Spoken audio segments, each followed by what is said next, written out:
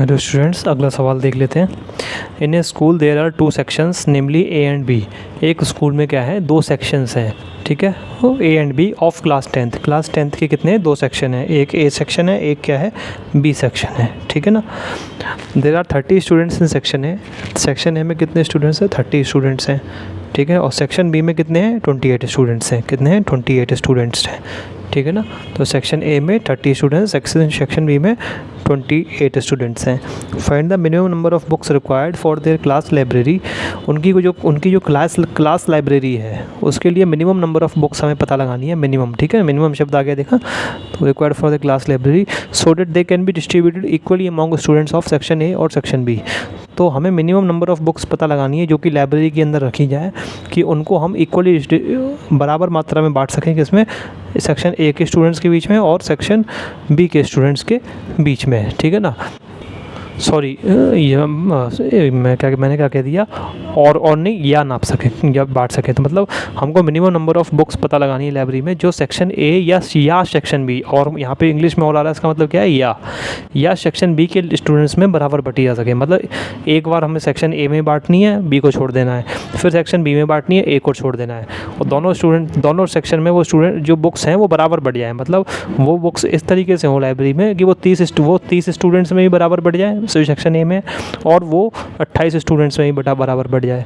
अच्छा, यही इस क्वेश्चन में बहुत बड़ा वो है। अगर यहाँ पे और की जगह एंड होता, मान लो एंड होता, फिर तो इस सवाल में कुछ था ही नहीं, ठीक है ना। अगर यहाँ पे एंड होता तो मतलब ये होता कि ए और बी को मिला के वो बुक्स बराबर बढ़ जाए, हमें इतनी बुक पता लगानी है। तो ए और बी को मिला के 30 और 28 58 स्टूडेंट्स हैं, तो मिनिमम नंबर ऑफ बुक्स कितनी हो सकती हैं, 58 हो सकती हैं। और कितनी होंगी भाई, 58 बुक होंगी, 58 स्टूडेंट है, हर स्टूडेंट को एक बुक मिल जाएगी। समझ में आ रही है, 58 बुक ले लेंगे, 58 टोटल स्टूडेंट्स हैं, हर स्टूडेंट को एक बुक मिल जाएगी। लेकिन सवाल में क्या दिया है, और दिया हुआ है, और मतलब एक बार में एक को ही बांटनी है। मतलब ए सेक्शन को हमने बांट दी बुक्स, ठीक है, फिर ए सेक्शन को बांट दी, फिर ए सेक्शन से वापस ले ली, फिर किसको बांट दी, बी को बांट दी। मतलब जो बुक्स हैं वो 30 के टेबल में भी आनी चाहिए और 28 के टेबल में भी आनी चाहिए, ठीक है। मतलब 30 से डिवाइड हो जानी चाहिए, जो बुक का नंबर है, मान लो n नंबर है, वो 30 से भी डिवाइड हो जाना चाहिए, और वो 28 से भी डिवाइड हो जाना चाहिए, क्योंकि दोनों में स्टूडेंट्स को बराबर बंटनी चाहिए, ठीक है। तो वो क्या होगा, वो 30 और 28 ऐसा नंबर जो दोनों से बराबर हो जाए और सबसे छोटा नंबर हो, वो क्या होगा, 30 और 28 का क्या होगा, LCM होगा, और क्या होगा, ठीक है ना। तो इसकी लैंग्वेज कैसे लिख लेंगे हम, ठीक है। पहले तो या तो गिवन लिख लेना, ठीक है। गिवन क्या दिया हुआ है, number of students in section ए, कितने हैं सेक्शन ए में स्टूडेंट, 30 हैं, ठीक है। नंबर ऑफ, दूसरा क्या दिया हुआ है, number of students in section B, कितने हैं, 28, ठीक है। Minimum number of books required, सबसे कम मात्रा में जो बुक जिनकी ज़रूरत पड़ेगी वो क्या होंगी, LCM किसका होंगी, 30 का और 28 का। 30 और 28 का LCM कितना आ जाएगा, 215 या 30, 214 या ये हो गया, 2 टाइम्स चला गया, और ये हमारा चला जाएगा 3 5 या 15, 3 5 इसके LCM वो आ जाएगा, और 2 × 7 इसका आ जाएगा। तो सब अलग अलग हैं, तो 15 2 या 30, 30 × 7, 7 × 14, 14 3 या 42, 420 इसका क्या आ जाएगा, LCM आ जाएगा, ठीक है। तो नंबर ऑफ़ बुक्स कितनी आ जाएंगी हमारी, 420 आंसर, ठीक है। इस तरीके से ये सवाल हमारा हो जाएगा। तो सवाल को थोड़ा समझने की ज़रूरत होती है, इतने जो बड़े बड़े सवाल आते हैं इनमें कुछ होता है नहीं है, ठीक है ना। या तो मिनिमम शब्द आ गए, यहीं से समझ जाओ कि LCM जो बहुत ज़्यादा चांसेस है, 90% 95% चांस क्या हो जाते हैं हमारे कि LCM ही निकालना है। जब मिनिमम ऐसा शब्द आ जाए जिससे हमको सबसे कम का पता लग रहा हो, मिनिमम, लीस्ट, ठीक है ना, इस टाइप के शब्द आ जाएँ, ठीक है ना। तो इसका मतलब क्या है, सबसे कम निकालना है, ठीक है ना। अर्लीस्ट, टाइम के लिए अर्लीस्ट शब्द आ जाए, जितना सबसे जल्दी टाइम निकालना होता है, जो मतलब सबसे जल्दी टाइम मतलब जो सबसे पहले आएगा, ठीक है ना। इस टाइप के शब्द जब भी आते हैं तो इसका मतलब LCM ही ज़्यादातर निकलता है इन केसेस में, ठीक है ना। तो यहीं से हमको हिंट मिल जाता है एक कि LCM ही निकालना है, ठीक है ना। और जहाँ पे मैक्सिमम, ये मैंने बताया पहले आपको, मैक्सिमम हाईएस्ट, ऐसे शब्द आए जिससे ज़्यादा से ज़्यादा का पता लगे, ठीक है ना। लार्जेस्ट, ऐसे शब्द आ रहे हैं, वहाँ पे क्या है, HCF निकालना होता है, ठीक है ना। सारे केसेस में नहीं, लेकिन 95% केसेस में, 95% केसेस में HCF ही निकालना होता है, ठीक है। सवाल पढ़ने की तो ज़रूरत फिर भी पड़ेगी, आपको समझना तो फिर भी पड़ेगा, ठीक है। अगला सवाल है, show that any number of the form 4n, n belongs to n, can never end with the digit 0। ये दिखाइए, ये सिद्ध कीजिए कि कोई भी नंबर, शो दैट मतलब दिखाइए ना, या सिद्ध कीजिए, कोई भी, ये दिखाइए कि कोई भी नंबर जो 4 to the power of n की फॉर्म का है, ठीक है, 4 to the power of n की फॉर्म का है। यहाँ पे n क्या है, n belongs to n, n belongs to क्या है, n क्या होते हैं, नेचुरल नंबर्स। नेचुरल नंबर क्या होते हैं, 1 2 3, जितने भी पॉजिटिव इंटीजर्स होते हैं, i प्लस पॉजिटिव इंटीजर्स, वो सब क्या होते हैं, नेचुरल नंबर होते हैं, ठीक है ना। तो n हमारा क्या है, 1 2 3 ऐसे, ठीक है, जितने भी नंबर आगे चलते जाएंगे, ये 4 5 6 चलते जाएंगे आगे। तो n हमारा क्या है, नेचुरल नंबर है या फिर पॉजिटिव इंटीजर है, कुछ भी कह लो, ठीक है। Can never end with the digit 0। तो हमको ये दिखाना है कि 4 की पावर n का जो फॉर्म का जो नंबर होगा, उसके पीछे वाली जो डिजिट आएगी, जैसे हमने 4 की पावर 1 रख ली तो 4 आ गया, 4 की पावर 2 रख ली तो 16 आ गया, 4 की पावर 3 रख ली तो 4 4 या 16, 4 या 64 आ गया। तो हमको ये दिखाना है कि ये लास्ट वाली जो डिजिट आएगी, लास्ट वाली डिजिट आएगी हर केस में, ठीक है ना। 4 की पावर 4 कितना हो जाएगा, 16, 256 होता है, शायद 16 का स्क्वायर, 16 से 96 और 16 बन जाए 16, हाँ 256 होता है। तो ये लास्ट वाली डिजिट हमको ये दिखाना है कि हमेशा लास्ट वाली डिजिट क्या आएगी, 0 नहीं आएगी, क्या आएगी, नॉट इक्वल टू 0 आएगी, क्या आएगी, नॉट इक्वल टू 0 आएगी, हमको ये दिखाना है, ठीक है। तो इस चीज़ को हम कैसे दिखाएंगे, देखो इस सवाल को आप थोड़ा याद ही कर देना, अच्छा रहेगा, क्योंकि और इसको एक अलग तरीके से प्रूफ किया जाता है, ठीक है। इसको हम कहते हैं प्रूविंग बाय कॉन्ट्राडिक्शन, ठीक है, प्रूविंग बाय कॉन्ट्राडिक्शन, ठीक है ना। तो हम पहले मान लेते हैं कि 4 की पावर n, जो हमको प्रूफ करना है कि जिस पीछे 0 नहीं आना चाहिए, हम यही मान लेते हैं कि चलो आ रहा है 0 पीछे, तो मान लेते हैं 4 की पावर n के कोई भी नंबर के जो n डेट आ रही है वो क्या आ रही है, पीछे 0 आ रही है। तो कोई भी नंबर हो जिसके पीछे, जिसकी n डेट क्या है, 0 आए, जैसे 20 हो गया, जैसे 20 हो गया, जैसे 30 हो गया, जैसे 90 हो गया, जैसे 1080 हो गया, चाहे कितना भी बड़ा नंबर ले लो आप, अगर पीछे 0 आ रहा है तो ये हमारी प्रॉपर्टी होती है, ये हमको पता होना चाहिए कि वो 5 से डिवाइड हो जाता है, ठीक है। क्या हो जाता है, 5 से डिवाइड हो जाता है, चाहे आप करके देख लेना, कोई फ़र्क नहीं पड़ता। क्यों हो जाता है, सिंपल सी बात है, मैंने कितना ही बड़ा नंबर ले लिया, 9 8 7 6 5 0, ठीक है। इस 0 का मतलब क्या है, 0 का मतलब है 9 8 7 6 5 मल्टीप्लाई बाई 10। 0 का मतलब यही है कि ये 10 से गुणा हो रहा है, 10 से मल्टीप्लाई हो रहा है, और 10 किसका फैक्टर होता है, 10 को हम कैसे लिख सकते हैं, 5 × 2 करके लिख सकते हैं। तो मतलब 98765 98765 × 5 × 2 करके लिखा हुआ है ये, और 5 × 2 करके लिखा हुआ है, तो मतलब 5 से तो वैसे ही डिवाइड हो जाएगा, 5 क्या है, फैक्टर है इसका, ठीक है ना। तो कोई भी जो नंबर जिसके पीछे 0 आ रहा हो, ठीक है, वो 5 और 2 दोनों से क्या हो जाता है, डिवाइड पक्का होना है, ये बात तो तय है, ठीक है। 2 से भी डिवाइड हो जाएगा और 5 से भी डिवाइड हो जाएगा, ये बात तय होती है, ठीक है ना। इसको आप याद कर लें। तो हम कुछ देर के लिए मान लेते हैं कि 4 की पावर n रखने पे क्या आ रहा है, पीछे क्या आ रहा है, 0 आ रहा है, ठीक है ना।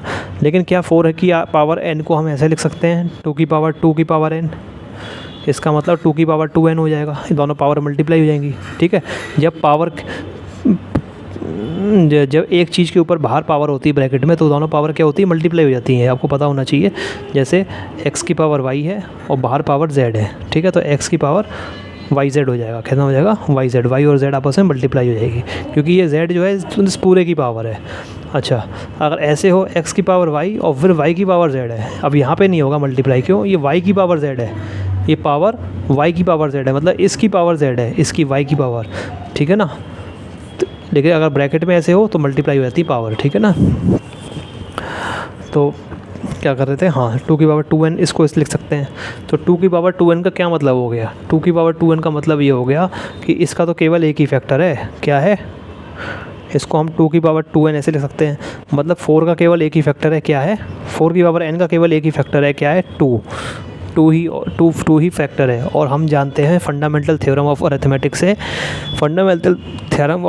से, क्या जानते हैं कि किसी भी नंबर का प्राइम फैक्टराइजेशन जब करते हैं तो वो क्या होता है, यूनिक होता है। हमने पढ़ रखा है ना, यूनिक होता है। क्या होता है प्राइम फैक्टराइजेशन, क्या होता है किसी भी नंबर का जब हम प्राइम फैक्टराइजेशन करते हैं तो वो क्या होता है, यूनिक होता है। मतलब एक नंबर का एक ही प्राइम फैक्टराइजेशन हो सकता है।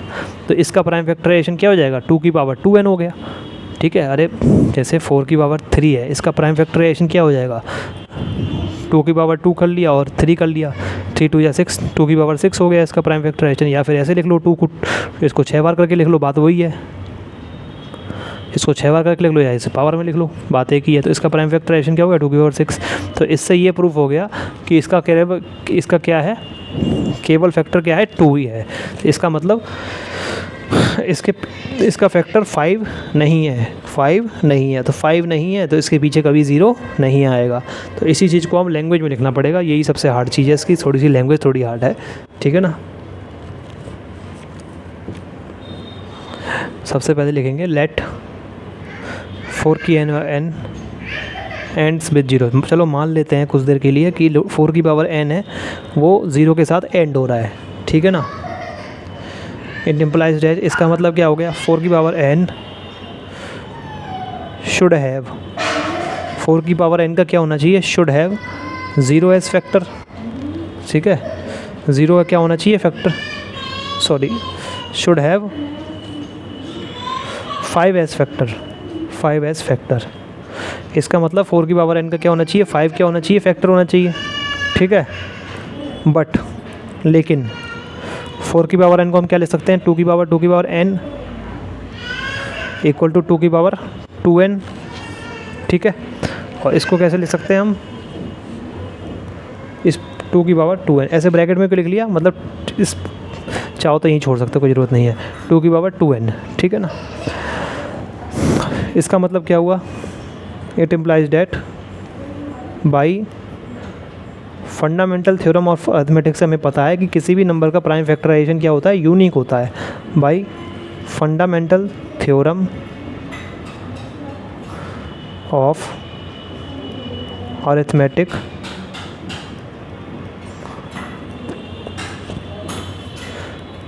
प्राइम फैक्टराइजेशन, चाहो तो यहाँ और लिख लो, वी नो डैट, हम जानते हैं। फंडामेंटल थ्योरम ऑफ अरिथमेटिक से हम जानते हैं क्या, ये इम्प्लाइज का निशान मत लगाना, we know that prime factorization of any number, any composite number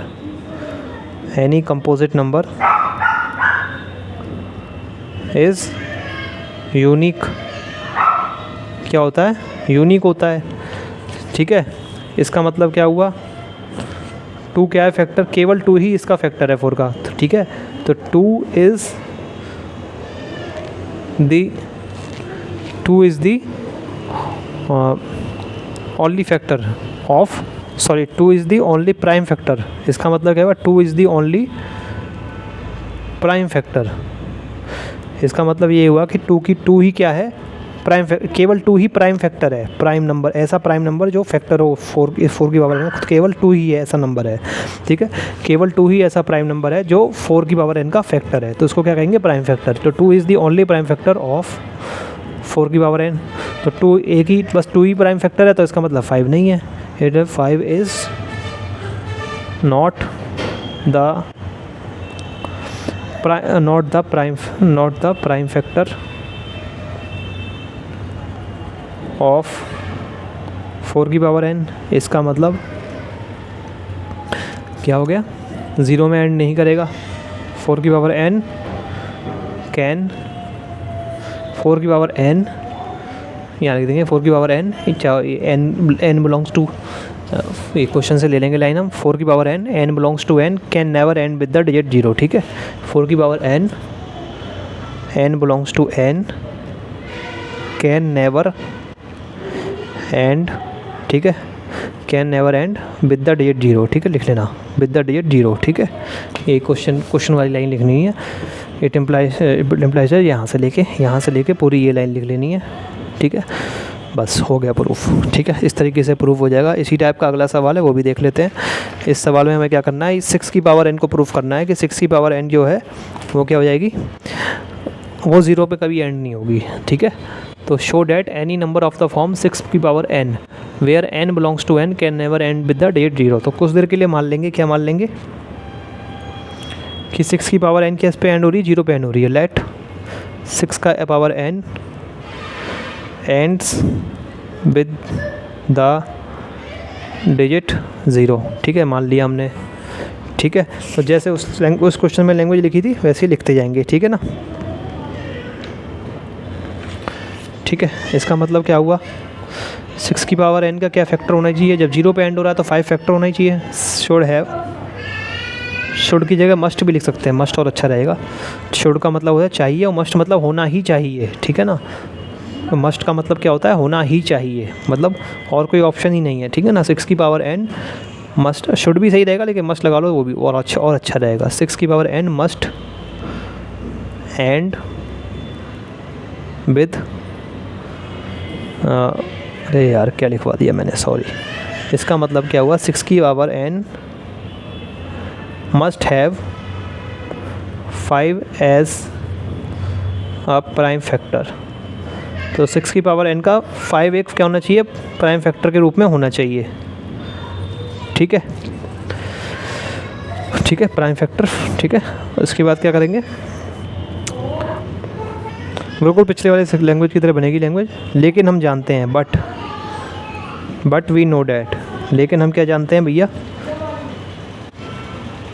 कि 6 वी नो डैट भी लिखना, अरे यार बहुत गलतियाँ हो रही हैं। बट वी नो डैट लिखना ज़रूरी नहीं है। बट क्या 6 की पावर n क्या हो जाएगा, 6 की पावर n क्या हो जाएगा, 2 × 3 की पावर n, 2 की पावर n × 3 की पावर n। ठीक है, 2 की पावर n × 3 की पावर n।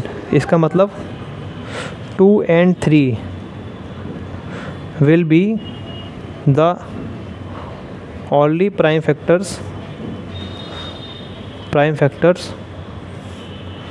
of 6 की पावर n, आगे जाए तो ब्रैकेट में लिख देना, by fundamental theorem of arithmetic. ठीक है, इसका मतलब क्या है, 2 और 3 ओनली प्राइम फैक्टर होंगे किसके, 6 की पावर n के। और ये हमने कहाँ से पता लगाया, by fundamental theorem of arithmetic. ठीक है, इसका मतलब क्या हुआ, जब 2 और 3 ओनली प्राइम फैक्टर होंगे तो 5 फैक्टर नहीं होगा, तो 5 इज़